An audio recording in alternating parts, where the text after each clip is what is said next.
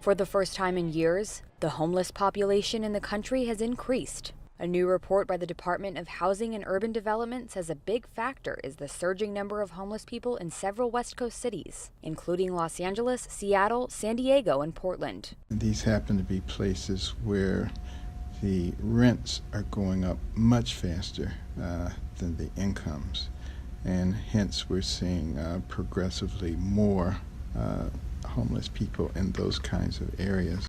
The government says the national homeless count increased for the first time since 2010 to nearly 554,000. The homeless count in the Los Angeles area alone went up to about 55,000, a jump of more than 13,000 people from 2016. You see tents all over. You see tents in McArthur Park. Number of tents, you see them expanding. And downtown is just a mess. The West Coast numbers are a contrast to most of the country, where the homeless counts have continued to decline.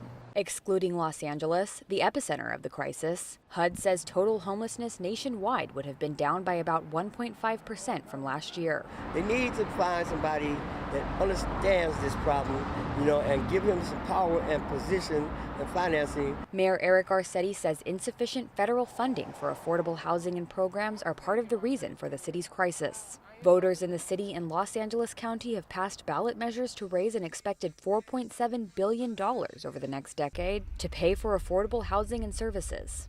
The government can't solve the problem. There's a lot more money in the private sector than there is in the government.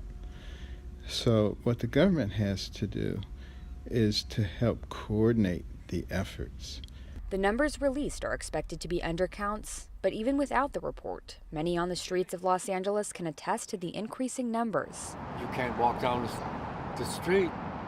The tents are to the edge, and the gutter is filled with uneaten food.